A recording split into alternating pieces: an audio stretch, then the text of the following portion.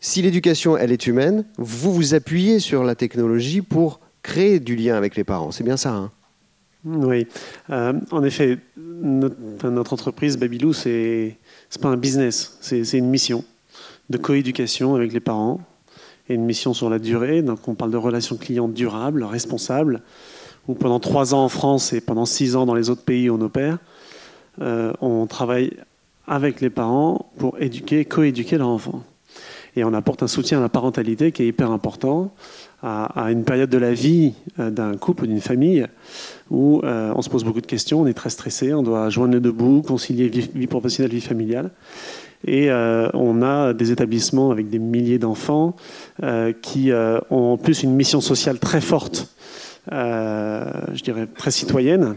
C'est que la crèche, c'est le premier lieu de la vie d'un individu où on attaque les inégalités.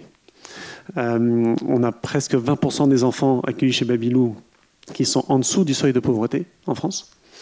Et donc on a une mission qui n'est pas juste de faire des crèches pour BNP Paribas et ses salariés, c'est vraiment très ouvert dans beaucoup de communes. On est dans la ville de Nice, une centaine de communes en France. La relation de coéducation, elle se décrète pas, elle s'improvise pas. Elle est évidemment très professionnelle, mais elle est fondée par nature sur une relation humaine très forte. Et ce qu'on nous dit très souvent, et ce que les gens apprécient chez Babylou, c'est qu'on est hyper pro et en même temps on fait les choses avec cœur. Et l'alliance entre le professionnalisme et le cœur qu'on peut mettre à l'ouvrage est hyper importante et reflète l'équilibre qu'on doit trouver entre l'humain et souvent la technologie. J'ai 2 questions. Voilà, j'allais y revenir puisque c'était l'objet de ma première question, Rodolphe Karl. C'est-à-dire que d'abord, ce que vous dites évidemment est logique, hein. Enfin, on n'imagine pas le directeur général de Babylou dire autre chose que cela, mais l'humain pour vous, il aura toujours cette capacité émotionnelle supérieure à la machine, première question. Et 2, vous utilisez des applis pour être en lien toute la journée avec les parents, justement. Alors j'en viens justement à la technologie. Nous, on a un parti pris très fort, c'est qu'on ne souhaite absolument pas remplacer le rôle d'éducateur par des robots, des machines, des computers, des logiciels. Il y a eu des écoles aux États-Unis qui sont passées full digital il y a 3-4 ans. À la rentrée scolaire 2017, ils ont arrêté toute tablette ou tout téléphone dans les écoles. Vous prenez tous les CTO des boîtes de la Silicon Valley, à commencer par, à l'époque, feu Steve Jobs, interdiction formelle d'avoir le moindre outil digital, le moindre smartphone, la moindre tablette à la maison pour les enfants. Ceux qui sont en train de construire cet écosystème refusent catégoriquement que leur enfant y touche. C'est quand même spécial. Par contre, on a énormément travaillé depuis 4 ans maintenant sur ce que l'environnement digital peut apporter au service de notre mission qui est très humaine. Et on a été les premiers en France, voire au monde, puisqu'on a racheté une start-up chinoise pour aller vite, il y a un peu plus de 3 ans, à introduire dans nos établissements une application qui permet un lien de communication entre l'équipe et les parents. Les parents ont tous rêvé, et vous tous ici, pour ceux qui sont parents, ont tous rêvé un jour d'être une petite souris dans la salle de classe de leur enfant. Bon, là, on n'a pas mis de caméra, mais on donne un nouveau regard aux familles, puisque sur une application, ils ont toute la journée quelques photos, quelques illustrations de ce que leur enfant fait, et de la vie de la crèche, avec une appréciation ou je dirais un commentaire des éducateurs sur l'impact éducatif de ce que les enfants sont en train de faire. Et ça, c'est très important parce que dans notre métier, il faut bien voir qu'il y a 15 ans, quand on a démarré, les parents nous disaient tous, quand on faisait nos focus group à l'époque, qu'on n'avait pas Twitter pour faire des sondages rapides, les parents disaient, mais moi, si j'ai une place en crèche municipale, je suis tellement content d'avoir une place que si j'ai un problème, j'ose même pas en parler. Parce que j'ai peur que la directrice ait une mauvaise opinion de moi et que je perde ma place. Voilà. 15 ans plus tard, le monde s'est transformé et les parents sont en attente de tout comprendre, de comprendre pourquoi est-ce que tel projet pédagogique ou tel atelier va avoir quel impact ça va avoir sur mon enfant en termes de développement des relations positives avec l'autre, de self-esteem, d'apprentissage du langage, de compréhension de ses émotions. Et en fait, on est en train de bâtir le socle de la personnalité et de l'intelligence de la nation de demain. On a l'arrivée des neurosciences qui permet à tous, et on voit bien, il y a plein de films hyper pédagogues accessibles sur les réseaux sociaux, qui permet à tous de comprendre à quel point le 0,5 ans est fondateur de l'humanité. Le cerveau se développe de 35% de sa capacité à 85% de sa capacité sur ces 5 premières années. Et l'impact de cette application a été très, très surprenant pour nous. Au départ, on s'est dit, on va apporter une meilleure communication, et la communication, c'est important pour les familles. Ça a généré plein de choses très positives. D'abord, ça a créé de la confiance et de la transparence. Or, pour réussir un projet de coéducation, le premier ingrédient indispensable, c'est la confiance des parents envers la crèche. Si vous n'avez pas ça, l'enfant le ressent, ça ne marche pas. On a fait une enquête de satisfaction avant l'été, et aujourd'hui, on n'a pas encore 100% de nos parents en France qui utilisent l'application. Et on a comparé les notes de l'enquête de satisfaction entre le panel des utilisateurs de l'appli et le panel des non-utilisateurs de l'appli. Les 20 critères notés avaient une meilleure note lorsqu'on est utilisateur de l'application, et la note globale était incroyablement plus élevée lorsqu'on est utilisateur de l'appli. Pourtant, ce sont des parents qui utilisent les mêmes crèches, dans le même lieu, avec les mêmes équipes.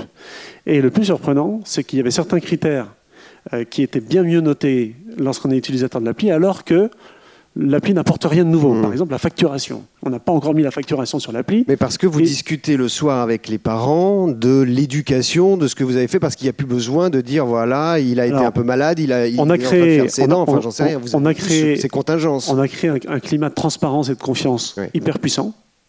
Du coup, la qualité ressentie est beaucoup plus forte. Et les parents ont un regard nouveau sur la noblesse de notre métier, qui n'est pas juste on s'occupe de votre enfant parce que vous avez besoin de travailler, c'est on le développe avec vous.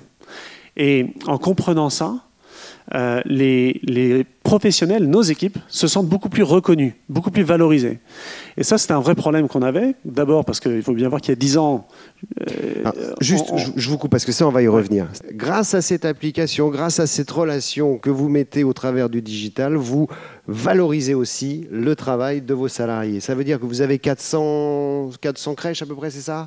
400 en France, équipes. Oui, en France.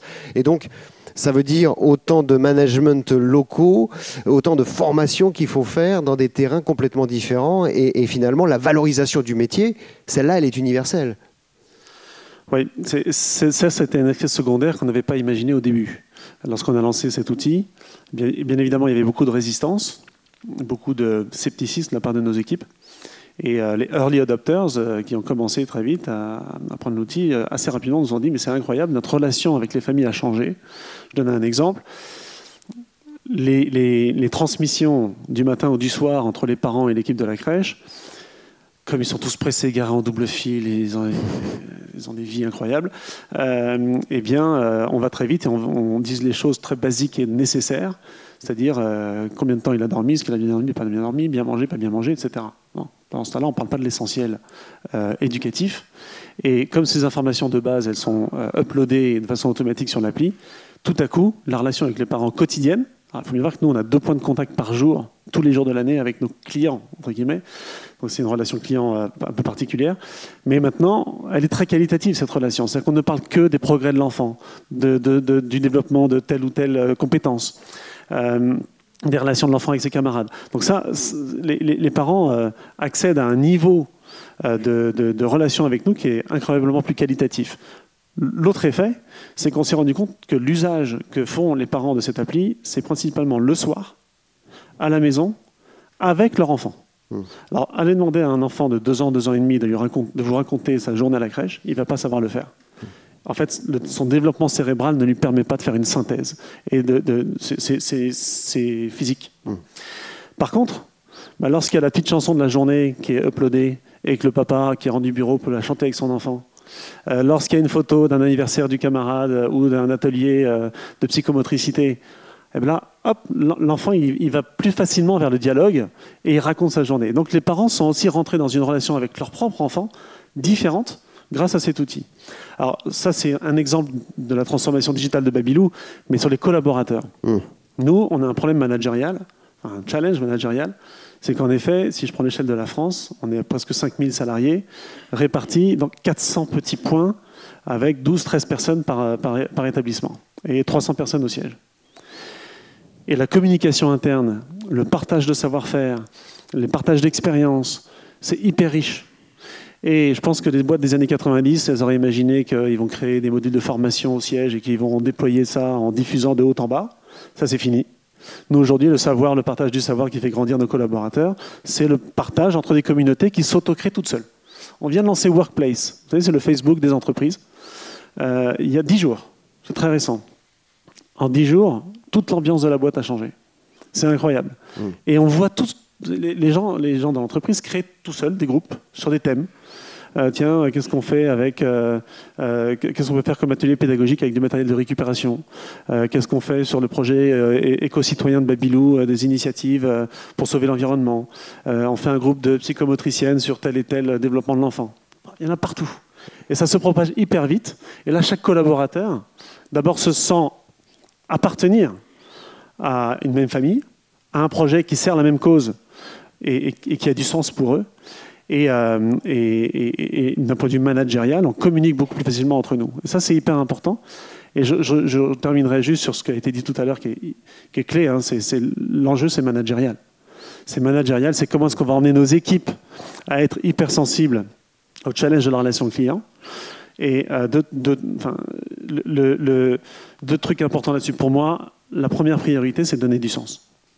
C'est-à-dire que tant qu'on n'a pas donné du sens à la mission de l'entreprise et que chacun se sent investi de cette mission, on peut former, on peut dire tiens, il faut faire comme ci, il faut faire comme ça. Si les gens ne comprennent pas pourquoi ça a un impact pour la société, non pas pour les résultats de l'entreprise, pour la société Amazon, ils n'ont pas fait de bénéfices depuis leur création pratiquement, ou ils ont commencé à en faire 20 ans plus tard. Mais le projet, c'est on va avoir un impact pour une société meilleure, pour un monde meilleur. Tant qu'ils ne se sentent pas investis de cette mission à titre personnel et que ce n'est pas du pipeau, ça c'est le pire. Je te promets, mais je ne fais pas. Et c'est du market façon années 90. Quoi. Tant qu'on n'a pas ça, on peut former, ça ne marchera pas. Et la deuxième chose, je ne sais plus ce que je voulais dire du coup. Non, très très important. C'est que, non mais c'est à l'instar de l'éducation en France. Vous savez que la France dépense 15% de moins par enfant de moins de 10 ans que la moyenne des pays de l'OCDE. D'accord ? On voit les combats de Blanquer aujourd'hui, et il en parle souvent. Il faut réinvestir à mort dans les premières années. J'étais à Singapour il y a 15 jours. La première cause nationale de la stratégie du pays, c'est le 0,5 ans. Voilà, c'est là où ils investissent le plus, parce qu'ils investissent dans l'avenir. On regarde, après le collège, on coûte 35% de plus que les autres pays de l'OCDE. Ça veut dire quoi ? Ça veut dire que dans le parcours d'un jeune de 0 à 20 ans, si on a négligé les fondations, ça coûte extrêmement cher de réparer après.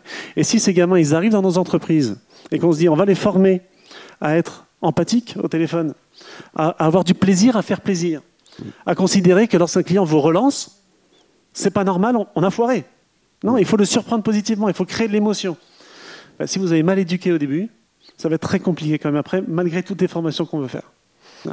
Donc, ces qualités-là de la relation client, elles commencent à la crèche. Donc, il faut absolument mettre dans les objectifs de l'INRC de mettre ses enfants chez Babylou.